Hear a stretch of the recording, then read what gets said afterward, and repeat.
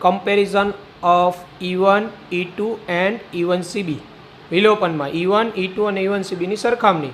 First steps તો E1 2 સ્ટેપમાં થાય. ફર્સ્ટ સ્ટેપમાં કાર્બોકેટાયન બને, સેકન્ડમાં H+ દૂર થાય આલ્કિન.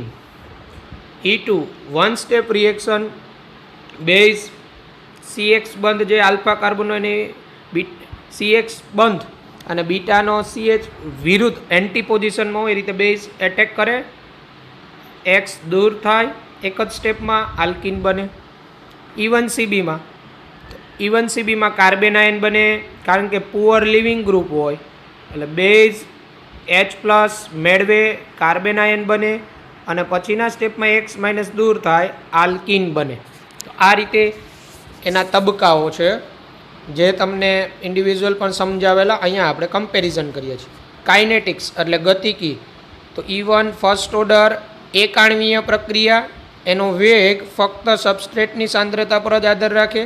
રેટ ઓફ આયોનાઇઝેશન આયનીકરણનો વેગ, એટલે જેમ કાર્બોકેટાયન સરળતાથી બને વેગ વધે. E2 સેકન્ડ ઓર્ડર રિએક્શન દ્વિતીય ક્રમની પ્રક્રિયા, કારણ કે એનો વેગ સબસ્ટ્રેટ અને બેઝ બંનેની સાંદ્રતા પર આધાર રાખે. વેગ બરાબર K2 × Rxની સાંદ્રતા × બેઝની સાંદ્રતા. E1CB પણ સેકન્ડ ઓર્ડર રિએક્શન, પણ એક આણ્વીય. સેકન્ડ ઓર્ડર એટલા માટે કે એનો જે આ જે સ્ટેપ હોય ને ફર્સ્ટ સ્ટેપ એ પ્રતિવર્તી હોય, એટલે આ બીજું સ્ટેપ સ્લો હોય એટલે આની સાંદ્રતા પર આધાર રાખે, પણ આની સાંદ્રતા કાર્બેનાયનની બેઝ અને સબસ્ટ્રેટની સાંદ્રતા પર આધારિત, એટલે R બરાબર K3Rx × બેઝની સાંદ્રતા. એક આણ્વીય દ્વિતીય ક્રમ. સંક્રાંતિ અવસ્થા ટ્રાન્ઝિશન સ્ટેટ. તો E1નું ટ્રાન્ઝિશન સ્ટેટ, જેમાં પ્રથમ તબક્કાનું ટ્રાન્ઝિશન સ્ટેટ આ હોય કે જેમાં CX બંધના Xને પહેલાં સોલ્વન્ટનો H+ હોય પોતાની તરફ આકર્ષણ કરે એટલે કાર્બોકેટાયન બને, એટલે પ્રથમ સ્ટેપનું ટ્રાન્ઝિશન સ્ટેટ આ. બીજા સ્ટેપમાં ટ્રાન્ઝિશન સ્ટેટમાં હવે આ બીટાનો H+ પણ પેલો બેઝ મેળવે અને આલ્કિન તરફ પ્રક્રિયા આગળ વધે. એટલે E1માં બે તબક્કા હોય એટલે બંને તબક્કાનું ઇન્ડિવિજ્યુઅલ ટ્રાન્ઝિશન સ્ટેટ હોય. E2માં ટ્રાન્ઝિશન સ્ટેટમાં બેઝ H+ મેળવતો હોય, જોડાયેલો હોય, અને X દૂર થતો હોય, Xને સોલ્વન્ટનો જે આંશિક ધન ઘટકો હોય પોતાની તરફ આકર્ષણ કરતો હોય. E1CBમાં પણ ટ્રાન્ઝિશન સ્ટેટમાં બેઝ H+ મેળવતો હોય, X તો જોડાયેલો જ હોય, પછીના સ્ટેપમાં X દૂર થાય. સ્ટીરિયો સ્પેસિફિસિટી અવકાશીય વિશિષ્ટતા. તો E1 છે ને નોન સ્ટીરિયો સ્પેસિફિક છે. હવે નોન સ્ટીરિયો સ્પેસિફિકનો મિનિંગ એવો થાય, E1 મિકેનિઝમમાં H+નું દૂર થવાનું છે એ કોઈ પણ બાજુથી એન્ટી થઈ શકે અને સીન પણ થઈ શકે, કોઈ પણ રીતે. એટલે એમાં કોઈ સ્ટીરિયો સ્પેસિફિસિટી નથી. H+ ગમે તે બાજુથી દૂર થઈ શકે. જ્યારે E2માં સ્ટીરિયો સ્પેસિફિક રિએક્શન કહેવાય, કારણ કે એમાં એન્ટી એલિમિનેશન થાય. જો એન્ટી પોસિબલ જ ન હોય તો સીન શક્ય બને. તો બરાબર, એન્ટી નોટ પોસિબલ તો સીન શક્ય બને. બાકી તો E2માં એન્ટી વિલોપન થાય, જે મિકેનિઝમમાં તમને વાત કરેલી. બોથ કોપ્લાનર, બરાબર, બંને સમતલીય હોય. સ્ટીરિયો સ્પેસિફિક તો attack by base on beta hydrogen atoms. આ પણ સ્ટીરિયો સ્પેસિફિક, કારણ કે આમાં પણ એવું જ છે, બીટા કાર્બન પર એટેક કરે છે, બરાબર. અન્ય કોઈ પણ નહીં, પણ બીટા કાર્બન પરના હાઇડ્રોજન પર એટેક કરે, H+ મેળવે, બરાબર. સ્ટીરિયો સિલેક્ટિવિટી અથવા એને રિઝિયો સિલેક્ટિવિટી પણ કહેવાય, વિન્યાસ પસંદગી. આ કઈ રીતે નક્કી કર્યું સ્ટુડન્ટ? તો સ્ટીરિયો સિલેક્ટિવ હોય કારણ કે આની અંદર કોઈ એક પ્રોડક્ટ છે એ મેઝર મળે, સેટ જેફ પ્રોડક્ટ મેઝર. એટલે જ્યારે એક કરતાં વધુ પ્રોડક્ટ કોઈમાં બનતી હોય તો એમાં કોઈ એકનું પ્રમાણ ખૂબ જ વધુ મળતું હોય ને એવી રિએક્શન સ્ટીરિયો સિલેક્ટિવ કહેવાય. E2 stereo selective usually Saytzeff but Hofmann with bulky base. એટલે આપને બધાને ખબર છે કે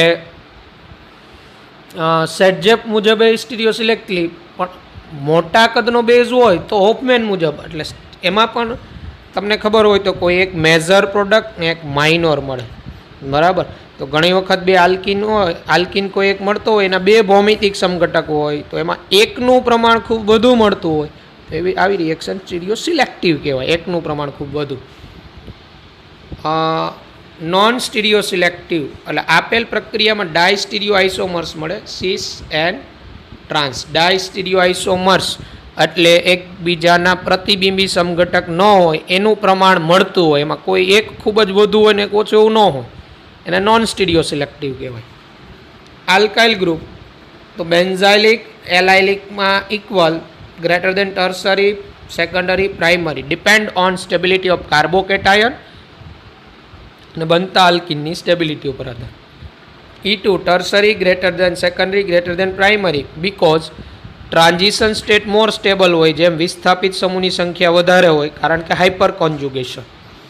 alkyl group with strongly electro withdrawing group, જો પ્રબળ ઇલેક્ટ્રોન આકર્ષક સમૂહ જોડાયેલો હોય બીટા કાર્બન સાથે તો ઇવન CB.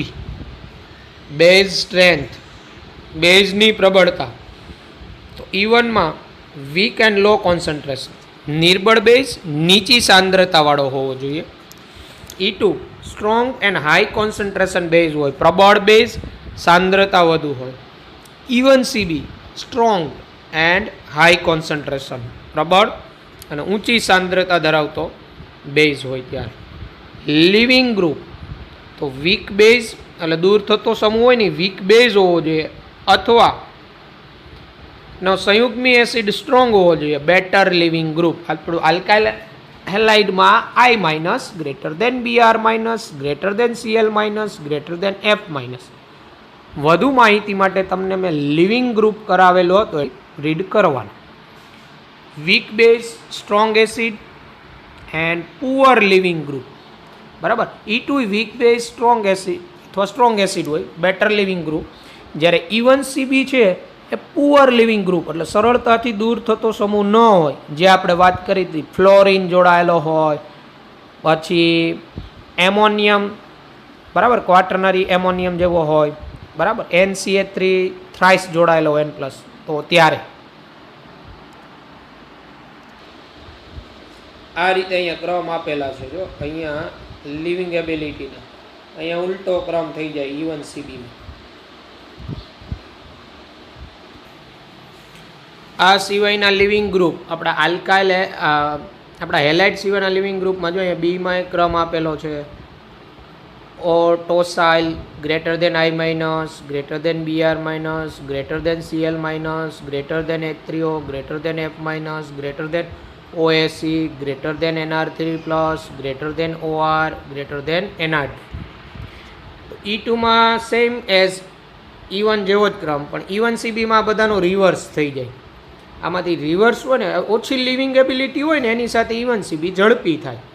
અને લિવિંગ પાવર છે ને એ કેના ઉપર ડિપેન્ડ કરે, તો એ જે દૂર થતો સમૂહ હોય ને નેગેટિવ, એની બેઝિક પ્રબળતા જેમ ઓછી એમ લિવિંગ એબિલિટી વધારે, અથવા એમ કહેવાય જેનો સંયુગ્મી એસિડ વધારે સ્ટ્રોંગ એની લિવિંગ એબિલિટી વધારે, એ એપ્લાય કરવાનું હોય.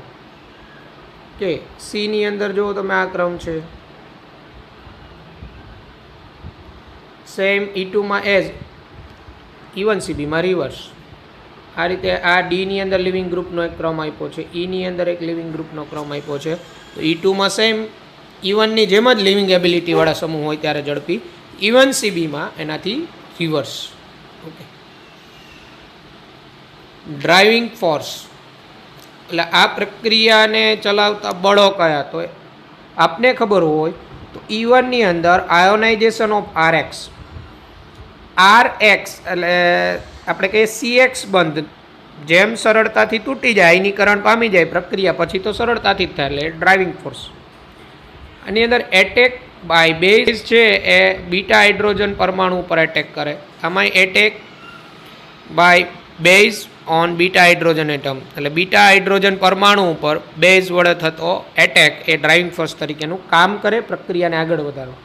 ઇફેક્ટ ઓફ આર, આલ્કાઇલ સમૂહની શું અસર હોય તો એ પણ તમને ખબર છે. Even stability of R plus, કાર્બોકેટાઇનની સ્ટેબિલિટી ઉપર ડિપેન્ડ થાય. Tertiary greater than secondary greater than primary, કાર્બોકેટાઇનની સ્ટેબિલિટી, એટલે પરિણામે આલ્કાઇલ એલાઇડમાં ટર્સરી સાથે ઝડપી, પછી સેકન્ડરી, પછી primary. E2 stability of alkene Saytzeff's rules મુજબ સેમ આ જ રીતે. And even CB stability of R minus RX with electron withdrawing and poor leaving group. આની આયન જે આરએક્સમાંથી મળે, જે ઇલેક્ટ્રોન આકર્ષક સમૂહ સાથે અને નિર્બળ લિવિંગ ગ્રુપ સાથે જોડાયેલો હોય એની સ્ટેબિલિટી, બરાબર, સ્ટેબિલિટી ઓફ આર માઇનસ. રીઅરેન્જમેન્ટ, તો E1માં કાર્બોકેટાયન બને તો રીઅરેન્જમેન્ટ અકર્સ, જેના ઉદાહરણ તમને મેં E1 કરાવી છે એમાં છે જ. E2માં નો રીઅરેન્જમેન્ટ એક્સેપ્ટ ફોર એલાઇલિક. એલાઇલિક હોય SN2 પ્રકારની, જેમાં એલાઇલિકમાં એકમાં જોવા મળે. E1CBમાં નો રીઅરેન્જમેન્ટ. ઓકે, પછી આઇસોટોપ ઇફેક્ટ ખૂબ અગત્યનું.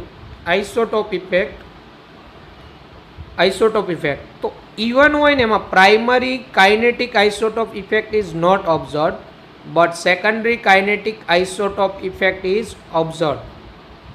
હવે પ્રાઇમરી કાઇનેટિક આઇસોટોપ ઇફેક્ટ કોને કહેવાય, સેકન્ડરી કોને કહેવાય હું સમજાવું છું હમણાં. જ્યારે E2માં primary and secondary both kinetic isotope effect observe થાય. એટલે ટૂંકમાં CHની જગ્યાએ CD ડ્યુટેરિયમ કે જોડાયેલો હોય તો એની અંદર શું ઇફેક્ટ થાય એની જ વાત છે. એવું જ E1CBમાં primary and secondary kinetic isotope effect both are observe. હું આઇસોટોપ ઇફેક્ટ તમને થોડુંક સમજાવું છું. તો જો આઇસોટોપ ઇફેક્ટ એટલે સમસ્થાનિકની શું અસર હોય, તો હું અહીંયા તમને ઉદાહરણ આપું. E1માં તો E1માં તમને ખબર હોય તો આટલો ટર્સરી આલ્કાઇલ એલાઇડ હોય, અહીંયા બધે CH3 લીધેલા છે. પ્રથમ સ્ટેપ RDS હોય, રેટ ડિટર્મિનિંગ સ્ટેપ. તો પ્રથમ સ્ટેપમાં છે ને ક્યાંય CH બંધ નથી બ્રેક થતો, CX બંધ બ્રેક થાય. ઓકે, અને બીજા સ્ટેપ પછી બીજા સ્ટેપમાં પેલો બીટાનો હાઇડ્રોજન બેઝ મેળવે, પણ એ તબક્કો ફાસ્ટ હોય, બરાબર, એટલે એ એટલો અસર ન કરે. પણ અહીંયા આપણે આ CD અને આ CHમાંથી જેના રેટ ડિટર્મિનિંગ સ્ટેપમાં વેગ નિર્ણાયક તબક્કામાં જેનો CH બંધ તૂટતો હોય જેની ક્રિયાવિધિમાં, તો એ CH બંધ કરતાં CD બંધ વધુ મજબૂત હોય, એટલે CH વાળો કરતાં CD બંધ તોડવા, ડ્યુટેરિયમ હોય એ બંધ તોડવા માટે વધુ ઉર્જાની જરૂર પડે. પરિણામે રાસાયણિક પ્રક્રિયાના વેગ ઉપર અસર થાય. એટલે આમ આ રીતે જેના વેગ નિર્ણાયક તબક્કામાં CH બંધ તૂટતો હોય, બરાબર, અને Hની જગ્યાએ ડ્યુટેરિયમ હોય CD બંધ, તો CD બંધ તોડવા ઉર્જા વધુ જોઈએ, એટલે એનો વેગ ઘટે CD બંધને કારણે. તો આને પ્રાઇમરી કાઇનેટિક આઇસોટોપ ઇફેક્ટ કહેવાય, પ્રાથમિક સમસ્થાનિક અસર કહેવાય. જે મગજમાં રાખવાનું, SN1 અને E1માં ન જોવા મળે, કારણ કે SN1 E1નો વેગ નિર્ણાયક તબક્કો છે ને એમાં CH બંધ નથી બ્રેક થતો, એમાં કાર્બોકેટાયન પહેલાં બને છે. પછી બીજા તબક્કામાં CH બંધ કે CD બંધ છે એ પેલો બેઝ મેળવે, બરાબર. આમ ઓવરઓલ રિએક્શન વેગ ઉપર અસર પડે, એ ઓવરઓલ રિએક્શનના વેગ ઉપર અસર પડે ને એને સેકન્ડરી કાઇનેટિક આઇસોટોપ ઇફેક્ટ કહેવાય, દ્વિતીયક સમસ્થાનિક અસર કહેવાય. તો જો અહીંયા જોઈએ આપણે, the CD bond is slightly stronger than CH bond. એટલે કાર્બન ડ્યુટેરિયમ વચ્ચેનો બંધ હોય ને એ કાર્બન હાઇડ્રોજન વચ્ચેના બંધ કરતાં સ્ટ્રોંગ હોય. 5 કિલોજૂલ પ્રતિ મોલ ઉર્જા એમાં વધુ જોતી. The reaction rate tends to be slower if the CD bond is broken in the rate determining step. વેગ નિર્ણાયક તબક્કામાં જો CD બંધ તૂટતો હોય તો એ રિએક્શન છે એનો વેગ છે ને ધીમો હોય. This effect is called primary isotope effect. એટલે સીડી બંધનું તૂટવું વેગ નિર્ણાયક તબક્કામાં, બરાબર. તો એવી પ્રક્રિયામાં પ્રાઇમરી કાઇનેટિક આઇસોટોપ ઇફેક્ટ જોવા મળે. તો કારણ કે એની મિકેનિઝમ જોજો, પહેલા સ્ટેપમાં આમ તો E2 એક જ તબક્કામાં થાય છે, એટલે એ આખી જ પ્રક્રિયા વેગ નિર્ણાયક પ્રક્રિયામાં જ આવે. તો એમાં બીટાનો એચ એટલે CH બંધ તૂટે છે વેગ નિર્ણાયક તબક્કામાં. એવું જ E1CBમાં. એટલે in the above ion pair, એટલે અહીંયા તમને બે આયન પેર આપેલી. Rate of formation is found to be slower down by near equal to 10% per D atom incorporated in place of hydrogen. એટલે અહીંયા ઉપર તમને આ બે રિએક્શન આપેલી છે 1 અને 2માં. અહીંયા આ જે આયન બન્યો, અહીંયા આ આયન બન્યો ડ્યુટેરિયમ વાળો.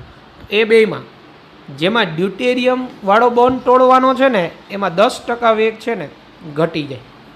This is known as secondary isotope effect because it is bond other than that carrying the isotope label. It is bond other than that carrying the isotope label. એટલે આ જે છે એ અન્ય બંધ કરતા આઇસોટોપ લેબલથી આ પ્રક્રિયા આપણે કરીએ છીએ. એટલે ઓવરઓલ રિએક્શનનો વેગ છે ને ઘટી ગયો હોય એને સેકન્ડરી આઇસોટોપ ઇફેક્ટ કહેવાય. Containing the D atom is broken. જો અહીંયા E1 mechanism does not show primary isotope effect. Why? Since no CH or CD bond breaks in the first RDS. એટલે રેટ ડિટર્મિનિંગ સ્ટેપ છે ને એમાં CH કે CD bond break નથી થતા, એટલે પ્રાઇમરી આઇસોટોપ ઇફેક્ટ ન જોવા. But the rate of reaction depends on the nature of surrounding group at CX. પરંતુ રાસાયણિક પ્રક્રિયાનો વેગ એ CX બંધની આસપાસના સમૂહના સ્વભાવ પર પણ આધાર રાખે. The rate of reaction is slower if D is incorporated. પ્રક્રિયાનો વેગ છે એ ધીમો થાય જો ડી ત્યાં હાજર હોય, ભાગ લેતો હોય. હેન્સ સો સેકન્ડરી આઇસોટોપ ઇફેક્ટ. ટૂંકમાં કહીએ ને તો જેના વેગ નિર્ણાયક તબક્કામાં CD કે CH બંધ બ્રેક થતો હોય ને એને પ્રાથમિક અથવા પ્રાઇમરી કાઇનેટિક આઇસોટોપ ઇફેક્ટ કહેવાય, બરાબર. સેકન્ડરી આઇસોટોપ ઇફેક્ટ તો ઓલ ઓવર વેગ પર અસર થતી જ હોય, એટલે એ તો બધામાં હશે જ. ઓકે, લાઈક PHCH2CH2Br 1 અને અહીંયા PHCD2CH2Br 2 react at almost same rate with alcoholic NaOH. આ બે આલ્કોહોલિક એનેઓએચ સાથે એક સરખા વેગથી જ પ્રક્રિયા કરે. It means that they do not show primary isotope effect. એને કારણે એમાં પ્રાથમિક આઇસોટોપ ઇફેક્ટ ન જોવા મળે. Hence proceeds by E1 mechanism. જ્યારે E1 ક્રિયાવિધિથી થતા હોય ત્યારે the slightly faster rate of E1 reaction of 1 than that of 2 is due to secondary isotope effect. આ 1 જે છે, બરાબર, slightly faster rate of E1 reaction of 1, એટલે આ 1નો વેગ છે ને એ આ 2 કરતાં થોડો વધુ હોય, બરાબર. તો આ સેકન્ડરી આઇસોટોપ ઇફેક્ટ કરી, બરાબર, due to secondary isotope effect. એટલે કહેવાનો મતલબ અહીંયા ડ્યુટેરિયમ છે આ CX બંધની આસપાસ, અહીંયા CX બંધની આસપાસ H છે, એટલે એના સ્વભાવ પર આધાર રાઇટલી ફેર પડે તો એ સેકન્ડરી આઇસોટોપ ઇફેક્ટ. ટૂંકમાં પ્રાઇમરી આઇસોટોપ ઇફેક્ટ એટલે CH કે CD બોન્ડ વેગ નિર્ણાયક તબક્કામાં તૂટે ને તો પ્રાથમિક આઇસોટોપ ઇફેક્ટ એમાં જોવા મળે. એટલે આવું જ SN1માં છે ને પ્રાઇમરી આઇસોટોપ ઇફેક્ટ ન જોવા મળે SN1માં, કારણ કે SN આવું જ વિચારો જી આઇસોટોપ ઇફેક્ટ SN2 ની અંદર શું હશે, બરાબર. જોવા